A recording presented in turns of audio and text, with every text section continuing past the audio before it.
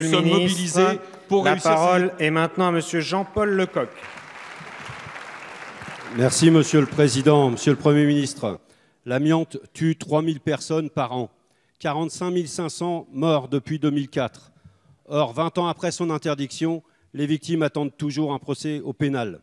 Dès lors qu'il est avéré que les maladies ayant causé le décès de ces ouvriers sont dues à l'amiante, qu'il est attesté que cette relation de cause à effet était connue bien avant l'interdiction de sa fabrication et de sa vente en 1997, sans qu'aucune disposition ne soit prise auparavant pour remédier à ce danger mortel. Alors, il y a une accumulation de fautes. Et qui dit faute, dit recherche de responsabilité dans la mort de milliers de salariés et retraités. Il suffit de constater l'ampleur du désamiantage des bâtiments depuis pour estimer la hauteur de cette faute massive qui a consisté à ne rien faire pendant si longtemps.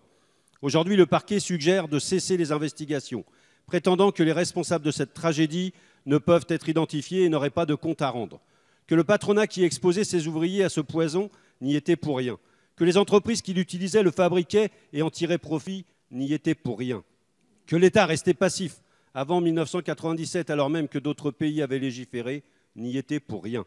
Ce rejet de responsabilité serait indigne d'une République qui doit protéger les siens, quelles que soient leurs conditions sociales. D'autant qu'ailleurs, des poursuites ont été engagées et des condamnations appliquées contre ceux qui ont tué pour s'enrichir.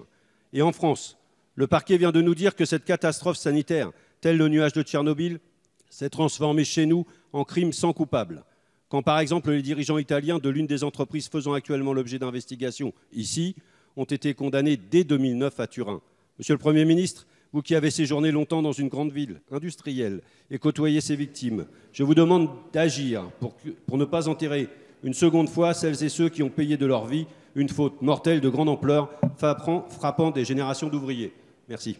Merci, monsieur le député. La parole est à madame la ministre des Solidarités et de la Santé, madame Agnès Buzyn. Monsieur le député Lecoq, Monsieur le Président, mesdames et messieurs les députés, je comprends la détresse de vos territoires durement touchés par l'amiante, notamment les ouvriers de Docker. Et j'ai eu l'occasion d'échanger avec monsieur le Premier ministre, qui est également très attentif à ce territoire au sujet des ouvriers touchés par l'amiante. Je n'ai pas à m'exprimer sur une décision de justice, mais par contre, l'État doit prendre ses responsabilités et accompagner au mieux les personnes touchées. Aujourd'hui, la branche AT-MP accompagne sur le plan des maladies professionnelles ses ouvriers. Cela représente 17% des dépenses de la branche AT-MP, soit 2 milliards d'euros. Et 2 dispositifs d'indemnisation ont été créés. Le premier est la FIVA, le Fonds d'indemnisation des victimes de l'amiante. 2 millions, pardon.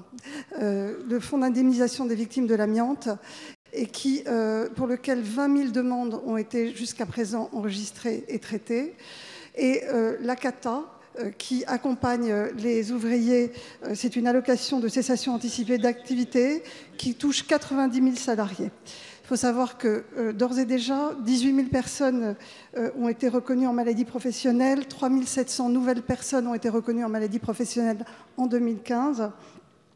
Et nous savons que ces dispositifs doivent être maintenant améliorés encore.